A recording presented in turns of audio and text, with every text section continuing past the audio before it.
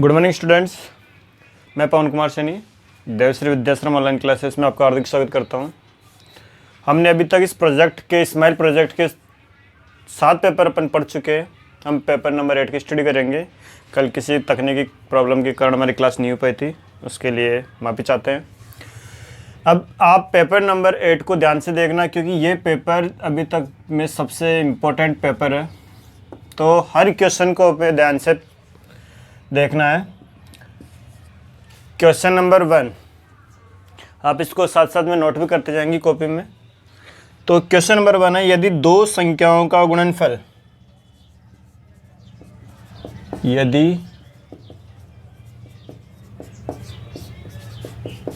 दो संख्याओं का गुणनफल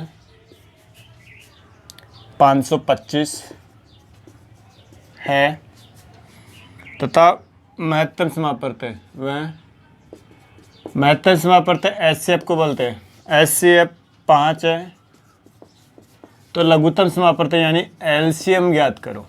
ये क्वेश्चन हमारे पास में, मैंने कहा था इस फॉर्मूले का एक क्वेश्चन 100% आएगा सॉल्यूशन। ये सब बोल रहा है दो संख्याओं का गुणनफल दिया इन्होंने, तो हम जानते हैं कि एचसीएफ इंटू एलसीएम बराबर क्या होता है, ए इंटू बी। इन्हीं को बोलते हैं दो संख्याओं का गुणनफल। एचसीएफ हमें दिया है कितना, 5, और एलसीएम क्या करना है, ज्ञात करना है। दोनों संख्याओं का गुणनफल इसने बोला है, दो संख्याओं का गुणनफल कितना है, 525। तो ए इंटू बी दोनों की जगह क्या रखेंगे, 525। एलसीएम ज्ञात करना है, तो एलसीएम बराबर 525, ये इधर गुणा में इधर आके भाग में हो गया। तो एलसीएम क्या आ गया हमारे पास में, डिवाइड कर दो सिंपल सा।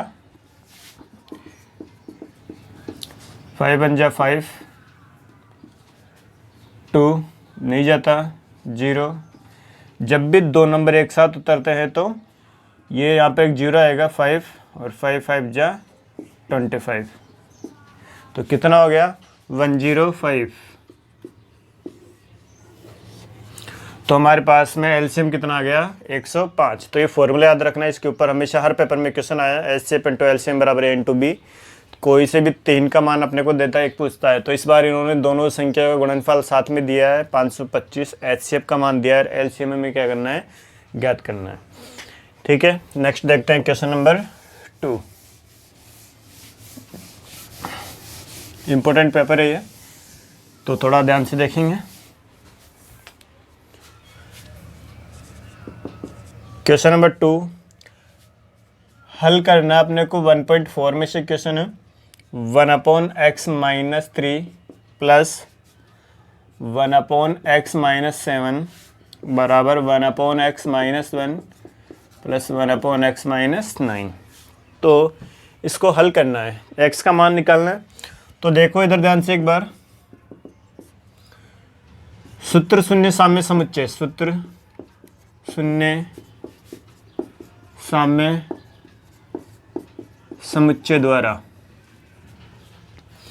दोनों पक्षों के हरों अंश समान है, दोनों पक्षों का अंश समान है। तो दोनों पक्षों के हर का योग, तो अपन ने एलएचएस के हर का योग किया। ध्यान से देखना, दोनों पक्षों के अंश समान है, तो लेफ्ट हैंड साइड के पद हर का योग और राइट हैंड साइड के हर का योग बराबर है। तो अपन योग कर रहे हैं x - 3 प्लस x - 7। तो ये हमारे पास में हो गया x और x 2x और माइनस के 10। ऐसे राइट हैंड साइड के हर के पदों का योग कर लो। राइट हैंड साइड के हर के पदों का योग x - 1 प्लस x - 9, तो ये भी हो गया 2x - 10। तो जब अंश समान हो और हर के पदों का योग बराबर हो, तो किसी भी एक को 0 के बराबर रखने से ये उधर गया प्लस का, तो x बराबर 10/2। तो इस प्रकार हमारे पास में x बराबर क्या आ गया, 5। तो दोबारा देखेंगे, ये क्वेश्चन है, तो अंश समान है दोनों में, लेफ्ट हैंड साइड और राइट हैंड साइड पर। तो उनके हरों के पदों का योग किया, तो लेफ्ट हैंड साइड के हर के पदों का योग 2x - 10, राइट हैंड साइड के हर के पदों का योग 2x - 10। तो किसी भी एक को 0 के बराबर रखने पर x का मान कितना आया, 5। नेक्स्ट देखते हैं क्वेश्चन नंबर 3।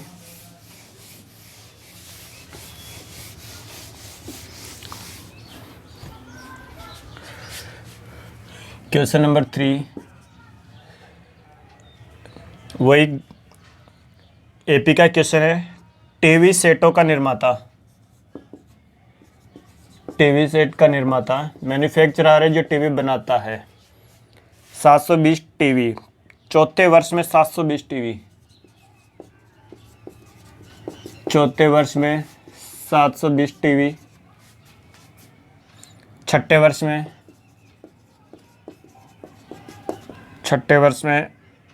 1080 टीवी का उत्पादन करता है, बनाता है। यह मानते हुए कि प्रत्येक वर्ष उत्पादन समान है, प्रत्येक वर्ष उत्पादन एक समान रूप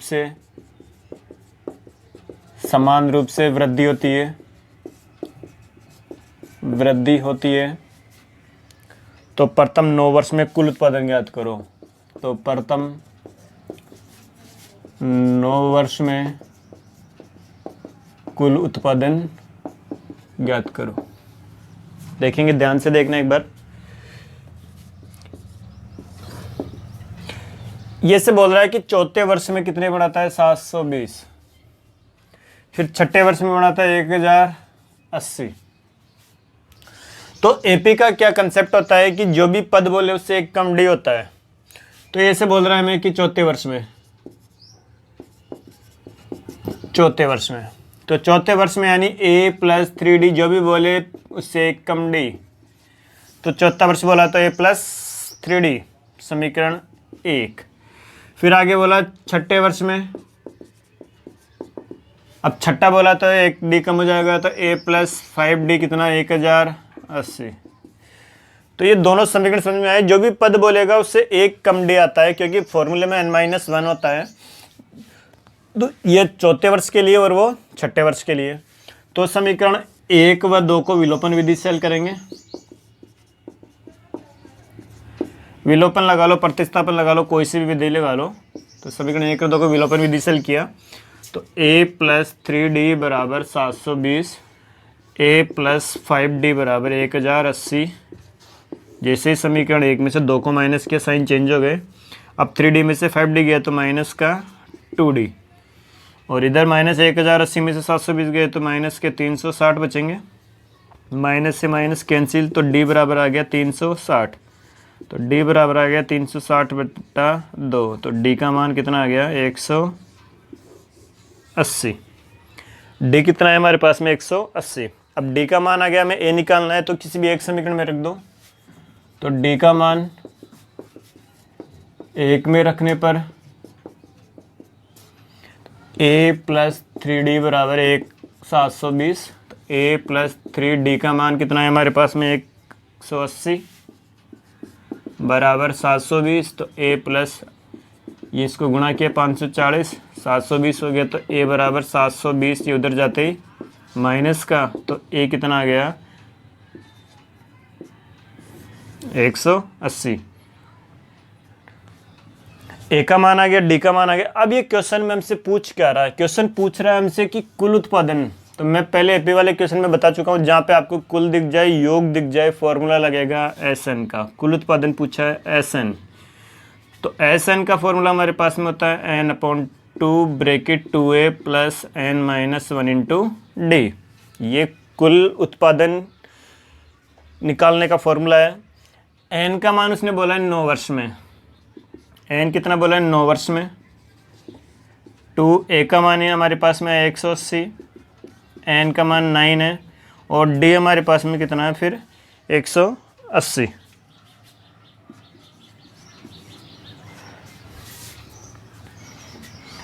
तो ये हो गया 9/2, 180 को 2 से गुणा किया 360, प्लस 9 में से गया 8।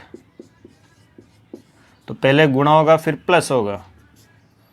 तो ये हो गया हमारे पास में 9/2, 360। इसको मल्टीपल कर लेते हैं।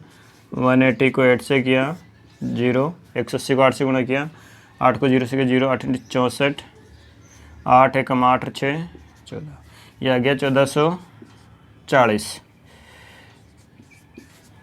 दोनों को जोड़ना है।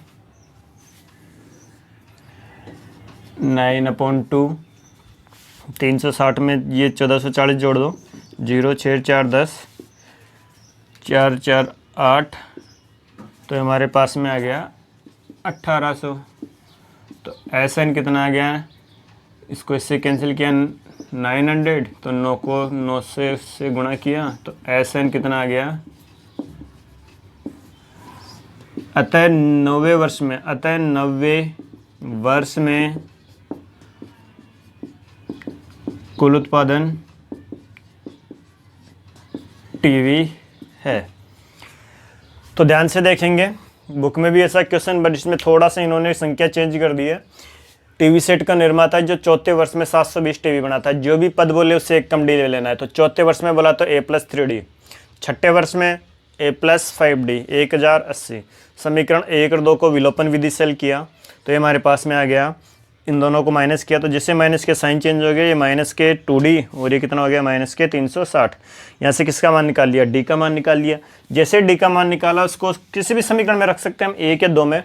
तो मैंने डी का मान 1 में रखा और वहाँ से किसका मान निकाला, ए का मान आ गया मेरे पास में, डी का मान आ गया। उसने पूछा है 90वें वर्ष में कुल उत्पादन। तो मैंने पहले बता रखा है कि जहाँ कुल आ जाए योग आ जाए वहाँ SN का फॉर्मूला लगेगा। तो SN बराबर होता है n/2 bracket 2a + n-1 into D. यहाँ पे हमारे पास में ए का मान है, डी का मान है, एन का मान है, हमने रखा और इसको कैलकुलेशन किया। तो 90वें वर्ष में कुल उत्पादन कितना आएगा, 8100 टीवी। नेक्स्ट देखते हैं, इम्पोर्टेंट क्वेश्चन है थोड़ा सा। अगला क्वेश्चन नंबर 4। आप साथ साथ में इसको कॉपी में करते जाएं। अभी आपके पास में 20 दिन का समय है, आप चाहो तो बहुत अच्छे से रिवीजन कर सकते हो। क्वेश्चन नंबर 4, साइन 50 डिग्री और कोसेक 40 डिग्री का मान ज्ञात करो। ट्रिग्नोमेट्री। तो योग करके देखेंगे दोनों डिग्री का योग 90 हो रहा है क्या। साइन 50 और कोसेक 40 दोनों का योग 90 डिग्री हो रहा है। 50 और 40 90। तो मैंने बताया जब भी ऐसा होता है तो किसी भी एक को चेंज हम कर लेते हैं। तो ये हो गया साइन 50 डिग्री और कोसेक 40 डिग्री। तो मैं किसी भी एक को चेंज कर लूँ, इसको कर लो, इसको कर लो। तो हम इसको यूँ लिख सकते हैं ना, साइन 90 में से 40 गया तो कितना बच जाएगा, 50 बच जाएगा। तो हमारे पास में अभी मैंने इसको फॉर्मूला नहीं लगाया, मैंने क्यों लिया कि 50 को हम क्या लिख सकते हैं, 90 - 40। ये ऐसे कैसे रहेगा, कोसेक 40 डिग्री। अब फॉर्मूला होता है मेरे पास में साइन 90 - थीटा, जो क्या होता है कॉस थीटा। साइन 90 - थीटा क्या होता है, कॉस थीटा। तो साइन 90 - थीटा हो गया कॉस 40, कॉस 40 इंटू कोसेक 40। तो अब किसी भी एक को फिर कोस 40, इसको मैं लिख सकता हूँ 1/sin 40, 1/sin 40। तो ये हमारे पास में हो गया कोस 40/sin 40। तो ये हो गया कोट 40 डिग्री। तो ये इसका मान कितना आया, कोट 40, कोसेक इंटू साइन। तो ये इसके हिसाब से कोसेक कोट इंटू 40 डिग्री है। इस क्वेश्चन को आप थोड़ा सा देखिए मॉडिफाई करके, इसमें से थोड़ा सा हल्के से मिस्टेक लग रही है। साइन 50 डिग्री और सेक 40 डिग्री, ये क्वेश्चन ऐसे होना चाहिए। साइन 50 डिग्री और सेक 40 डिग्री अगर क्वेश्चन है तो इसके हिसाब से आंसर आता है। ये क्वेश्चन वो है, इसमें थोड़ी सी हल्की सी मिस्टेक है। तो इसको मैंने फॉर्मूला को अप्लाई किया, तो मैंने लगाया साइन 90 - थीटा, ये हो गया सेक 40 डिग्री। अब साइन 90 - थीटा क्या होता है, cos theta into sec 40 degree. तो ये हमारे पास में कोस इंटू सेक का फॉर्मूला होता है cos theta into sec theta बराबर क्या होता है, 1। तो ये दोनों का मान कितना आएगा, 1। तो एक्चुअल में क्वेश्चन ये है, यहाँ पे थोड़ी सी ये इसकी वैल्यू की वजह से मिस्टेक है। तो आप क्वेश्चन को हमें वो करना है, मैं वो ये मानना है कि साइन 50 इंटू सेक 40 की वैल्यू क्या होती है, 1। और अगर क्वेश्चन आपके पास में हिसाब से आता है तो इसका वैल्यू क्या होगी, कोट 40 डिग्री। ठीक है, नेक्स्ट देखते हैं। तो एक्चुअल में जो आपकी जो बुक से रिलेटेड क्वेश्चन है वो ये है, जो बुक से रिलेटेड क्वेश्चन है वो ये है, साइन 40 इंटू सेक 40 का मान ज्ञात करना है, तो इसकी वैल्यू क्या आएगी 1। बट इस पेपर में ये दिया है तो थोड़ा सा चेंज हो गया। नेक्स्ट देखते हैं क्वेश्चन नंबर 6। टेक्नोमेट्री का इंपॉर्टेंट क्वेश्चन है, थोड़ा बड़ा है, ध्यान से देखना। Cos A upon 1 minus tan A plus sine A upon 1 minus cot A बराबर sine A plus cos A. तो देखेंगे लेफ्ट हैंड साइड ली और इसमें जहाँ जहाँ आपको टेन और कॉट दिख रहा है सबको साइन कोस में लेके आना है, क्योंकि हमें left hand side right hand side में साइन कोस चाहिए। तो मैं एक बार पहले क्वेश्चन को नोट डाउन कर रहा हूँ। तो 1 minus tan A plus sine A upon 1 minus cot A. तो cos as it is 1 minus tan का formula sine upon cos plus sine as it is और 1 माइनस कॉट का फॉर्मूला कॉस अपॉन साइन। इसका LCM लिया only इस वाले part का denominator का, तो ये हो गया कॉस ए, तो 1 माइनस साइन ए अपॉन में कॉस ए। नेक्स्ट इधर एलसीएम लिया साइन ए, तो ये हो गया sine A minus cos A और ये साइन ए। तो अब ये को वाला cos A as it is है कॉस ए। अब आप देखो ये जैसे ऊपर जाएगा उल्टा हो जाएगा, ये रिवर्स हो जाता है। तो ये जैसे ऊपर जाएगा तो कॉस से कॉस गुणा होकर क्या हो जाएगा, कॉस स्क्वायर है, और हमारे पास में क्या बच जाएगा 1 माइनस साइन है। नेक्स्ट इसी प्रकार ये जैसे ही उल्टा होगा साइन को साइन से मल्टीपल करेंगे क्या हो जाएगा साइन स्क्वायर है, और ये हमारे पास में क्या बच गया साइन ए माइनस कॉस है, साइन ए माइनस कॉस है। ये यहाँ पे इसमें डिवाइड करेंगे तो कॉस आएगा, कॉस ए माइनस साइन है। तो हमने क्या किया, इसको रिवर्स कर दिया। जैसे ही रिवर्स करा तो कॉस से कॉस गुणा होकर वो कॉस स्क्वायर हो गया, साइन से गुणा होकर साइन स्क्वायर हो गया। तो मैं आगे वाली स्टेप में ध्यान से देखना एक बार, cos square A upon cos A minus sign है, कॉस ए माइनस साइन है। अब मैं इसको इसके जैसे सेम बनाना चाहता हूँ, तो मैं इसमें से अगर माइनस कॉमन ले लेता हूँ तो ये जो प्लस का है वो माइनस हो जाएगा और माइनस वाला प्लस हो जाएगा।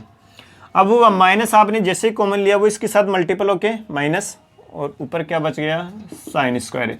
इसका बेनिफिट क्या हुआ कि हमारा जो एलसीएम है वो सेम आ गया, कॉस ए माइनस साइन है। ये कैंसिल हो गया, 1 1 को कॉस स्क्वायर ए से मल्टीप्लाई किया, कॉस स्क्वायर ए माइनस साइन स्क्वायर ए। अब ए स्क्वायर माइनस बी स्क्वायर की आइडेंटिटी बन रही है ऊपर, ए स्क्वायर माइनस बी स्क्वायर जो क्या होता है ए माइनस बी और ए प्लस बी। तो ये हमारे पास में इसको लिख दिया हमने ए माइनस बी और ए प्लस बी, और एलसीएम क्या था कोस ए माइनस साइन ए। तो ये इससे कट गया तो हमारे पास में क्या आ गया कोस ए प्लस साइन है। तो LHS बराबर क्या आ गया RHS। दोबारा देखना एक बार, मैंने क्या किया लेफ्ट हैंड साइड ली और जहाँ जहाँ टेन है सबको साइन कोस में लेके आना है। तो कोस और sine as it is, tan को लिख दिया साइन अपॉन कोस, कोट को लिख दिया कोस अपॉन साइन। तो पहले इस वाले पार्ट का एलसीएम ले लिया, तो कोस ए माइनस साइन है अपॉन कोस है। फिर इस वाले पार्ट का एलसीएम ले लिया, साइन है तो बन गया साइन ए माइनस कोस है। अगले स्टेप में इसको जैसे उल्टा किया तो कोस को कोस से गुणा किया, कोस स्क्वायर है और cos A minus sine as it is. फिर इसको गुणा किया तो साइन स्क्वायर है, साइन ए माइनस कोस है। फिर इन दोनों को सेम बनाने के लिए क्या किया, इसमें से माइनस कॉमन ले लिया, जैसे माइनस बाहर लिया इसके साथ गुणा होकर क्या हो गया माइनस। अब ये दोनों सेम हो गए, एलसीएम ले लिया तो ऊपर बच गया कोस स्क्वायर है माइनस साइन स्क्वायर है। इस पे लगा दिया ए माइनस बी ए प्लस बी, तो ये इससे कट गया और ये बच गया। Next question number 7।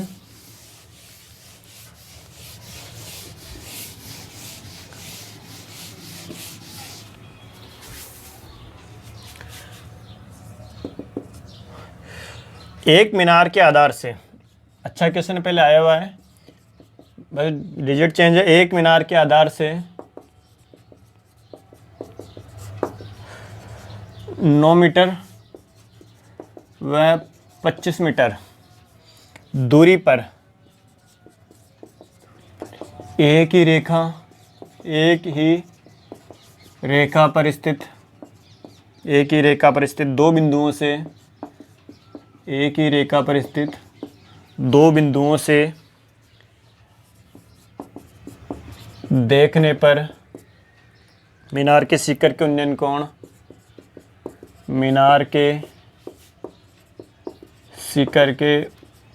कोण पूरक है। तो मीनार की ऊंचाई ज्ञात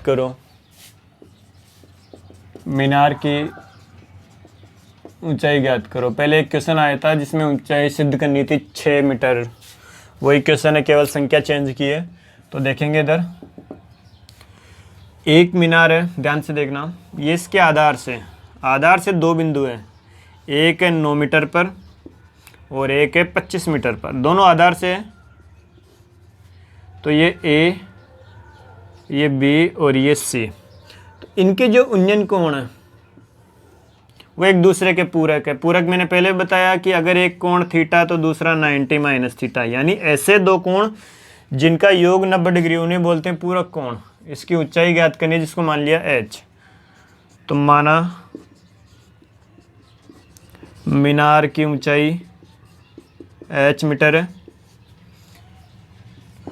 तो मैं एक बार त्रिभुज लूँ बड़ा वाला और एक बार छोटा वाला त्रिभुज लेंगे। तो मैंने त्रिभुज लिया पहले ACD, त्रिभुज ACD में ये और ये भुजा लेनी है, इससे कोई मतलब नहीं है। तो थीटा के सामने लंब होता है, तो लंब बटा आधार, तो लंब बटा आधार हमारे पास होता है tan थीटा। तो लंब कितना है h, आधार बड़े वाला त्रिभुज ले रहे इसलिए 25 बराबर में tan थीटा, थीटा की जगह थीटा ही रहेगा। समीकरण 1। मैं त्रिभुज ले रहा हूँ छोटा वाला BCD, त्रिभुज BCD में थीटा के सामने वही लंब बटा आधार, तो tan थीटा होता है। tan थीटा बराबर लंब बटा आधार tan। इस बार थीटा का मान हम क्या लेंगे, 90 माइनस थीटा। 90 माइनस थीटा बराबर L, वही h, और आधार इस बार क्या लेंगे 9, क्योंकि इतना ही त्रिभुज है। तो tan 90 माइनस थीटा हमने पढ़ा क्या होता है, कोण थीटा, h/9। समीकरण 2। समीकरण 1 व 2 को गुणा करने पर, तो बराबर के इधर वाला इधर गुणा हो जाएगा, उधर वाला उधर गुणा हो जाएगा। तो गुणा हो गया है tan थीटा इंटू कोण थीटा बराबर h/25 गुणा h/9। इसका मान 1 होता है, h को h से गुणा किया h² और 25 नाम 225 क्रॉस गुणा h² बराबर 225, h बराबर √225 और ये किसका होता है 15 का। अतः मीनार की ऊंचाई 15 मीटर है। इस प्रकार का सेम क्वेश्चन था जिसमें अपने को ऊंचाई 6 मीटर सिद्ध करनी थी। देखना पीछे वाले पेपर में किसी में है। इसी क्वेश्चन में आपसे क्या क्या पूछा जा सकता है, आपसे पूछा जा सकता है कि सिद्ध करो मीनार की ऊंचाई √AB मीटर है। तो उसमें कुछ नहीं करना, जहाँ पे 9 है वहाँ A है, जहाँ 25 है वहाँ B आएगा। इसी प्रकार इस क्वेश्चन में आपसे पूछ सकते हैं कि सिद्ध करो मीनार की ऊंचाई √XY मीटर है। तो वही A की जगह X आ जाएगा और B की जगह Y आ जाएगा। तो इस प्रकार के 4 क्वेश्चन है। पहला तो जिसमें ऊंचाई को सिद्ध करना था 6 मीटर, जो अपनी बुक में है। दूसरा ये संख्या चेंज करके दिए 15 मीटर का, और तीसरा इनमें से ये अपने पास में एक एग्जाम्पल है बुक में, और इसी प्रकार से चेंज करके ये क्वेश्चन पूछा जा सकता है। तो ये इंपॉर्टेंट क्वेश्चन है, ये 3 बार हमारे पेपर में आ चुका है। नेक्स्ट देखते हैं क्वेश्चन नंबर 8।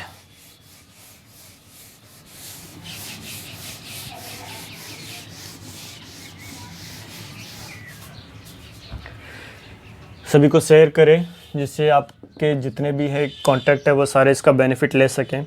चैप्टर नंबर 10 से क्वेश्चन है क्वेश्चन नंबर 8। एक त्रिभुज ABC में माध्यिकाएं, एक त्रिभुज ABC में माध्यिकाएं AD, BE व CF बिंदु G से गुजरती है। इंपॉर्टेंट है। यदि ए डी बराबर 9 सेंटीमीटर, यदि ए डी बराबर 9 सेंटीमीटर, जी ई बराबर 4.2 सेंटीमीटर, जी सी बराबर 6 सेंटीमीटर, तो ए जी बी ई व एफ जी की लंबाई ज्ञात करो। अच्छा क्वेश्चन है, देखेंगे। मैंने स्टार्टिंग में बता दिया था पूरा पेपर इम्पोर्टेंट है। तो नेक्स्ट देखते हैं हम इसी क्वेश्चन को। तो ऐसे बोल रहा है कि एक त्रिभुज में माध्यिकाएं ए डी बी, तो ध्यान से देखना, डायग्राम क्रिएट करते हैं पहले।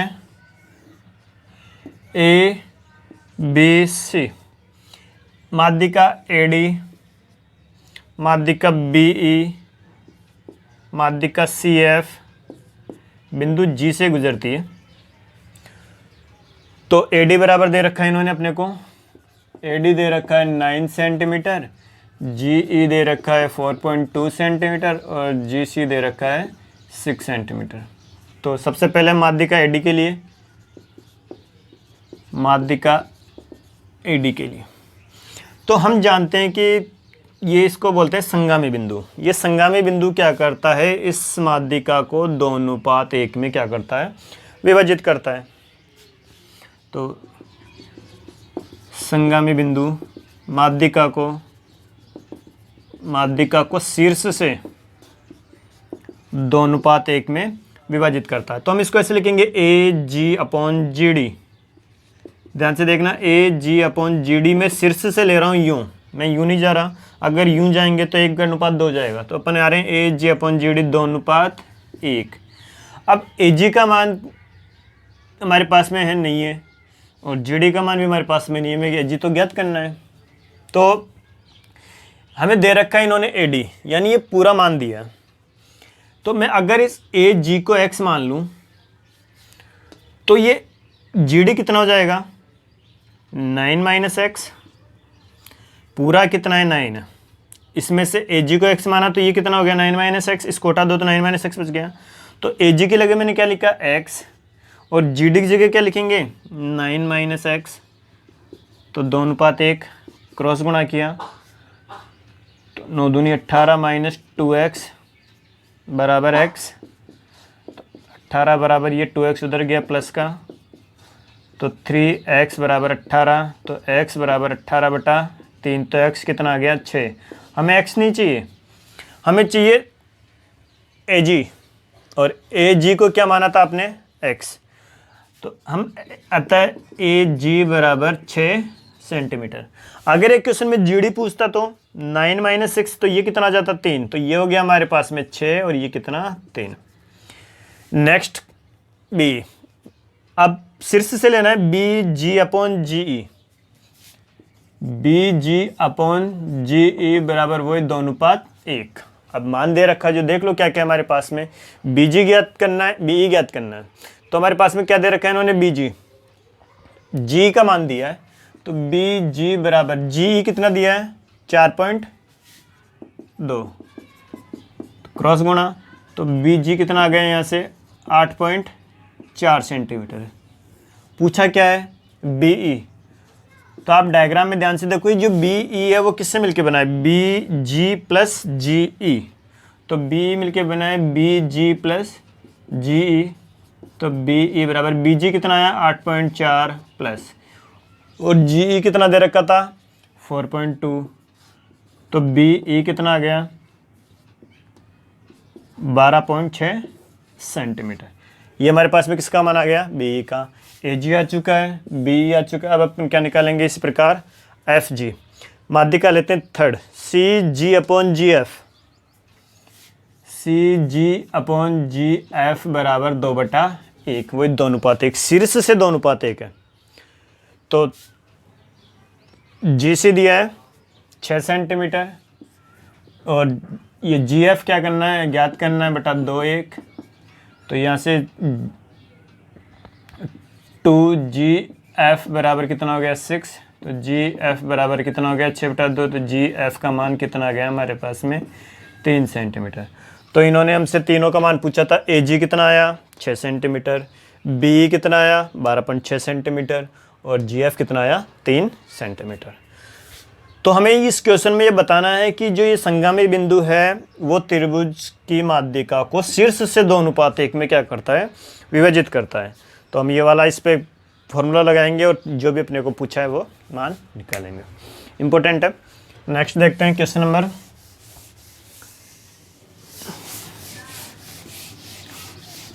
अगर आपको थोड़ी सी भी प्रॉब्लम आ रही है तो या तो मुझे कमेंट करें या फिर आप लोग इस वीडियो को एक बार वापस जहाँ भी दिक्कत आए आप इसको वहीं से बैक करके दोबारा समझने की कोशिश करें। नेक्स्ट, ये क्वेश्चन भी हमारे पहले आया हुआ है। दी गई आकृति में ओ वृत्त का केंद्र है।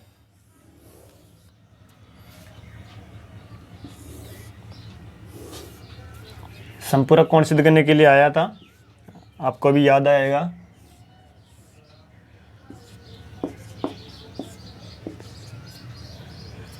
क्वेश्चन में दिया हुआ है ओ वृत्त का केंद्र, ओ वृत्त का केंद्र है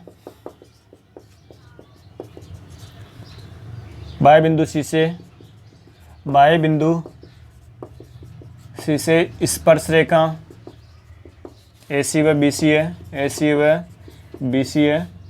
तो सिद्ध करो कोण ए ओ बी प्लस कोण ए सी बी बराबर 180 डिग्री या संपूरक। याद करो पहले ये क्वेश्चन आया हुआ है। तो देखते हैं हम। सबसे पहले दिया हुआ क्वेश्चन में दिया था आपको कुछ नहीं करना है। इस प्रकार के क्वेश्चन में जो भी पहले सबसे पहले डायग्राम बनाना है उसके बाद में दिया हुआ लिखना है। दिया हुआ है या गिवन इंग्लिश में बोलते हैं इसको। इसमें लिखना है ओ वृत्त का केंद्र है, ओ वृत्त का केंद्र। फिर हमें सिद्ध करना है, हमें सिद्ध करना है कि दोनों कोणों का योग ए ओ बी प्लस ए सी बी बराबर 180 डिग्री या संपूरक, और वो उपपत्ति। तो ये एक चतुर्भुज है ए ओ बी सी, ए ओ बी सी एक चतुर्भुज है। इसको अपन रचना करके दो त्रिभुज बना के भी कर सकते हैं। ए ओ बी सी एक चतुर्भुज है और चतुर्भुज के चारों कोणों का योग होता है 360 डिग्री। चतुर्भुज के चारों कोणों का योग 360 डिग्री होता है। तो इसमें कोण ए ओ बी प्लस कोण ए प्लस कोण बी प्लस कोण ए सी बी बराबर 360 डिग्री। तो कोण ए ओ बी प्लस कोण ए सी बी, बाकी ए और बी कितने होंगे 90 डिग्री। क्यों? क्योंकि त्रिज्या स्पर्श रेखा पर 90 डिग्री का कोण बनाती है, यानी लंबवत होती है। तो कोण ए ओ बी प्लस कोण ए सी बी बराबर 360 माइनस 180। तो कोण ए ओ बी प्लस कोण ए सी बी कितना आ गया 180 डिग्री। तो ये इस प्रकार से एक क्वेश्चन पहले आया हुआ है हमारे। दिया हुआ है, रचना करनी है, ये क्या सिद्ध करना है और इसकी उपपत्ति। नेक्स्ट 16वें चैप्टर से क्वेश्चन है, अच्छा क्वेश्चन है।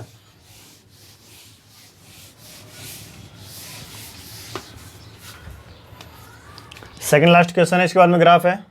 ग्राफ तो फिक्स है पेपर में। 1 सेंटीमीटर त्रिज्या, 1 सेंटीमीटर त्रिज्या व 2 सेंटीमीटर लंबे तार की एक छड़ को, तार की एक छड़ को एक समान चौड़ाई वाले, एक समान चौड़ाई वाले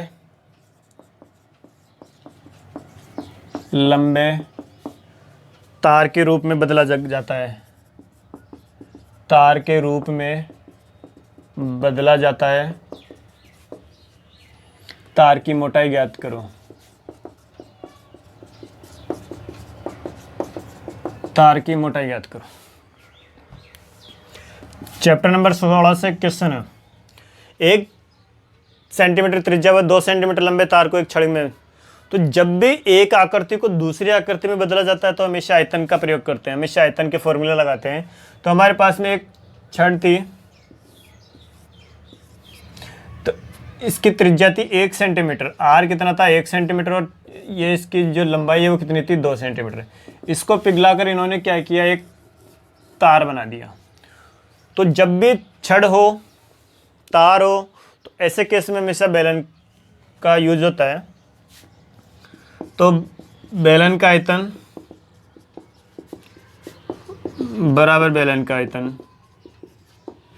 तो बेलन का आयतन होता है पाई आर स्क्वायर एच, और इधर भी पाई आर स्क्वायर एच। तो ध्यान से देखना, ऐसे केस में जब इक्वल हो तो पाई से पाई कैंसिल हो जाएगा। अब जो छड़ थी हमारे पास में, उसकी त्रिज्या कितनी थी 1, और ऊंचाई कितनी है 2। अब आप ध्यान से देखना, इधर जो हमें तार की मोटाई ज्ञात करनी है, तो जो तार है वो कितना मीटर लंबा है 18 मीटर। अब ये आर स्क्वायर मोटाई तो अपन ज्ञात करेंगे, जो लंबाई है वो कितनी है 18 मीटर है, और इधर सेंटीमीटर में है, ये मीटर में, तो मीटर को सेंटीमीटर में बदलने के लिए क्या किया 100 से गुणा, तो हो गया 2 बराबर आर स्क्वायर इंटू 1800। तो यहाँ से आर स्क्वायर बराबर क्या आ गया 2/1800, तो आर स्क्वायर इसको काट दिया 1/900, तो आर बराबर कितना आ गया 1/30, अब सेंटीमीटर में। तो इसकी त्रिज्या आई, जो नया तार बनेगा उसकी त्रिज्या कितनी आई, अतः नए तार की त्रिज्या 1/30 सेंटीमीटर। अब हमें तार की मोटाई पूछा है, तो तार की मोटाई मतलब ये पूरी मोटाई, तो मोटाई का मतलब व्यास, अतः तार की मोटाई, और मोटाई क्या होता है व्यास, तो व्यास निकालने के लिए क्या करते हैं त्रिज्या का दुगना। तो आर कितनी आई थी हमारे पास में 1/30, तो यह आ गया हमारे पास में 1/15 सेंटीमीटर। अतः तार की मोटाई 1/15 सेंटीमीटर। इंपॉर्टेंट क्वेश्चन है ये विविध में हमें लास्ट में मिलेगा, जो हमारे विविध चैप्टर है उसका लास्ट क्वेश्चन है। तो जब भी एक आकृति को दूसरी आकृति में बदलते हैं आयतन का प्रयोग होता है, और छड़ हो, तार हो, ऐसे केस में हमेशा बेलन का यूज करते हैं। तो पहले बेलन था, दूसरे बाद में इसको बेलन बनाया, तो पाई केस में कट गया, और इधर से त्रिज्या कितनी थी 1 सेंटीमीटर, लंबाई कितनी थी 2, इधर से त्रिज्या मोटाई ज्ञात करनी थी, और उसकी जो 18 मीटर थे उसको सेंटीमीटर में बदलने के लिए किससे गुणा किया 100 से गुणा किया। नेक्स्ट क्वेश्चन देखते हैं, आज पेपर का लास्ट क्वेश्चन है, ग्राफ है, इंपॉर्टेंट है। उम्मीद करता हूँ आपका आज का पेपर आपको अच्छे से समझ में आएगा। तो लास्ट क्वेश्चन को आप एक बार ध्यान से देखना। अभी पेपर नंबर 7 में ये क्वेश्चन सेम था, तो आज वापस दोबारा है ये, तो मैं इसको आपको इसके समीकरण बना के बता रहा हूँ। देखो क्वेश्चन, 3 पेंसिल का मूल्य 17 रुपये, 2 अभ्यास पुस्तिका, 2 नोटबुक और 3 पेंसिल का मूल्य 17 रुपये, जबकि 3 नोटबुक और 4 पेंसिल का मूल्य 24 रुपये। तो बीज गणितीय रूप में व्यक्त कर ग्राफ विधि से हल करो। तो क्वेश्चन है, बीज गणितीय विधि से हल कर ग्राफ में व्यक्त करें। तो देखना, ऐसे क्वेश्चन में हमारे पास में समीकरण नहीं बने होते हैं, हमें समीकरण बनाने पड़ते हैं, और डायरेक्ट समीकरण बनाना था तो उसको सोल्व करना पड़ता है। तो आप क्या करो, माना नोटबुक को x मान लो और पेंसिल को y मान लो। तो पहला समीकरण क्या बोला, 2 नोटबुक है यानी 2x, और पेंसिल कितनी है 3y, दोनों को मिला के कितने रुपए में आ रहे हैं 17 रुपये में, समीकरण 1। फिर आगे बोल रहा है 3 नोटबुक और 4 पेंसिल है, 3 नोटबुक यानी 3x और 4 पेंसिल यानी 4y बराबर, दोनों मिला के कितने में आ रहे हैं 24 रुपये में। ये बन गए समीकरण, और हमारे पास में डायरेक्ट समीकरण भी बने हुए आते हैं। तो समीकरण 1 और समीकरण 2, अब इनको अपन ग्राफ विधि से सोल्व करेंगे। तो करते हैं समीकरण 1 से, तो 2x बराबर हो गया 17, ये 3y उधर जाते किसके हो गए माइनस के, तो x बराबर क्या आ गया 17 माइनस 3y बटे 2। तो संख्या के साथ क्या है y का मान आप रखोगे अपनी तरफ से। तो y मैंने सबसे पहले सपोज करो 1 रखा। अब आप यहाँ पे y का मान 1 रखो, हमें लिख के दिखाना है यहाँ पर y बराबर 1 रखने पर। मैं पहले बहुत सारे क्वेश्चन करा चुका हूँ। तो x बराबर 17 माइनस 3, तो 17 में से 3 गए तो 14, और 14 में 2 का भाग दिया तो 7। जब अपन ने y का मान 1 रखा तो x कितना आया 7। इसी प्रकार हम यहाँ पे 2 रखते हैं, 3 दूनी 6। अब 17 में से 6 गए तो 11, 11 में 2 का भाग जाएगा नहीं। अपन ये 4 रखते हैं, 17 में से 4, ये 4 × 12 नहीं जा रहा। हम रखते हैं 5, y का मान रखा हमने 5। तो देखो y बराबर 5 रखने पर तो 5 × 15, और 17 में से 15 गए 2, 2 में 2 का भाग दिया 1। फिर मैंने रखा 3, 17 3 3 9, 17 में से 9 गए तो 8, और हमने रखा 3, तो 3 3 9, 17 में से 9 गए तो 8 बचे, और 8 में 2 का भाग दिया 4। तो ये हमारे पास में पहला बॉक्स बन गया। इसी प्रकार हम सेकंड इक्वेशन को करेंगे। ये आपको कैलकुलेशन यूँ करके इसमें दिखानी है कि y का मान 1 रखने पे 7 आया, 5 रखने पे 1 आया, 3 रखने पे 4 आया। इस कैलकुलेशन को हमको करना है। नेक्स्ट समीकरण 2 लिया, फिर यहाँ लिखना है समीकरण 2 से 3x + 4y बराबर 24।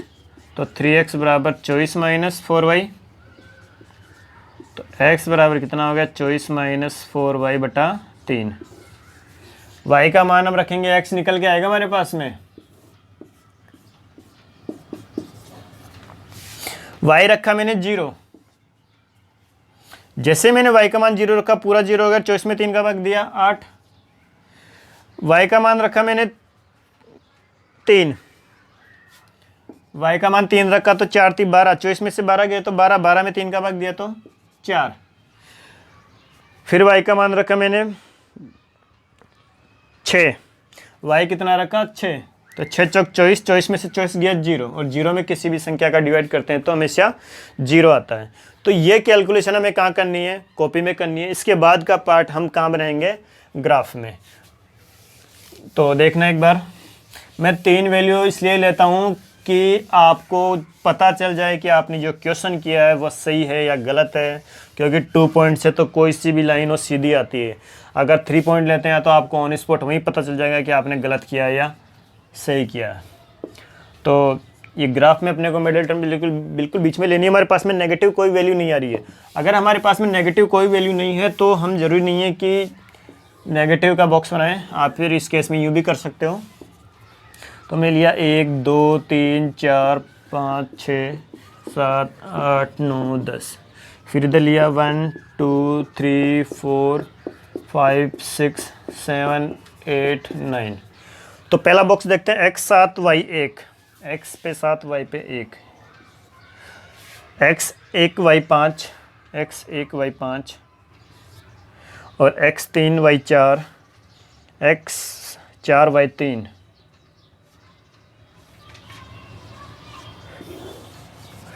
तो ये जब आप ग्राफ में करोगे तो बिल्कुल एग्जैक्ट सीधी आएगी। नेक्स्ट बॉक्स बनाते हैं, x 8 पे y 0, x 8 पे y 0, दोनों में से कोई सी भी एक लाइन 0 होती है तो लाइन पे ऊपर आता है 1.0 होता था। x 4 y 3 वापस ये रहा, और x 0 y 6, x 0 y 6।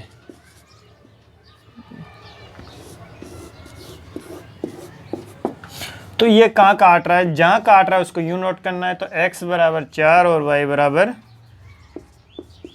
3। हम इधर पैमाना लिखेंगे, पैमाना लिखना नहीं भूलना है। तो लास्ट क्वेश्चन है x x पर 1 सेंटीमीटर इक्वल टू 1 यूनिट, और y x पर 1 सेंटीमीटर इक्वल टू 1 यूनिट। तो ये ग्राफ में करना है। ग्राफ इंपॉर्टेंट है, 6 मार्क्स का क्वेश्चन आता है।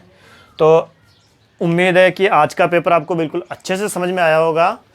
तो मैं आप सभी से ये कि आप इस पेपर को एक बार दोबारा रिकॉल करके देखें, और ज़्यादा से ज़्यादा अपने फ्रेंड को शेयर करें, सब्सक्राइब करें और लाइक करें। Thank you.